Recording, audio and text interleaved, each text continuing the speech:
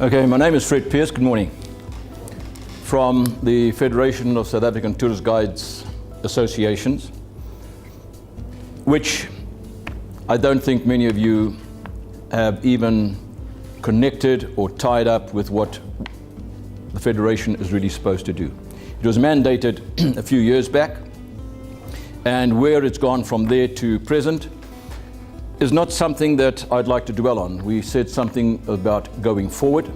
The Federation does have a new NEC. I think they revitalized, and they're definitely looking for a different tack in approaching this association of putting everybody together under one umbrella. That's a task. That's a task that even, I think, is difficult for even anybody mountaineering on Kilimanjaro. How are we going to overcome that? We've got a lot of personalities and we've got a lot of politics to fight. Everybody is on their own mission. So obviously having to meet with a lot of the different role players in the industry is providing us with that challenge. Our job really at the end of the day is to bring all the tourist guides, regardless of either their standard of education, their level, their qualification, under one umbrella, in order to take it forward and taking the NDT document of professionalizing the industry and putting everybody in under that. How we do that, there are things and steps that we are still busy working with. We're still unpacking that document, which does have issues, which we'll have to address quite separately. But obviously, part of our going forward and the difference between analyzing that document really shows us where the tourist guides are today. I've researched 4 important national releases of tourism strategy, the NTSS and various other, the domestic strategy, and nowhere in any of those 4 very important documents is tourist guides ever mentioned. So obviously we have that battle to win. We've got to find the status and we've got to find the position for tourist guides to be as respected as what an accountant would be, as what any other profession would be. And that is going to be a task that we need to address.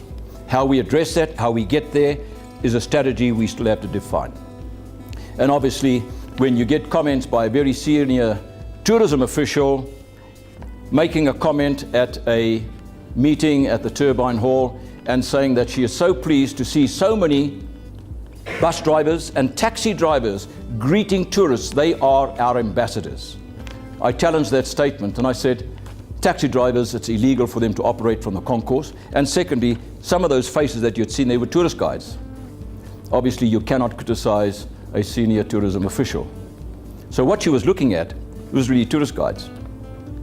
So we're not even recognized. We're the invisible people.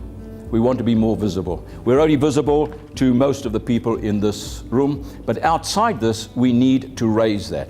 And that is what the Federation's job and task is, to raise the tourist guides, to be an acceptable person in the community, to be respected by tour operators, to get the correct remuneration for the work that they do, and to get the recognition for the qualifications. And looking at this professionalizing, which we've already unpacked, very simple, and I go to a young man who belongs to the World Bank in the think tank of risk management, and I asked him, what does he think about this title? And he looked at that title, he said, do 2 things. Take the verb and change it to a noun. If you take the verb, you get 22,000 entries on Google. If you change it to a noun, you get something like 3.5 million entries. So it shows you to be professional is much better to be than to professionalize. That is a process. So we're looking at really the professionaling of tourist guides.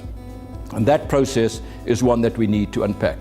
One thing that I will say is that when I look at that NDT document, and here I'm not being facetious when I say that, but that is written in layman's language. We can understand that.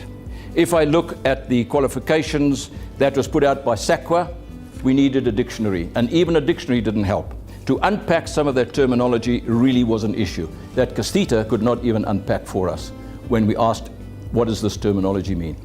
So if ever we put forward documents, it will be to address the very same people that you have here. The learner, does he understand that language? And we need to bring training down into the language that people understand and not use terminology that they don't understand. Part of the Federation's job is to look at the area between the training providers and the finished product in the marketplace. The finished product is really our target. Thank you.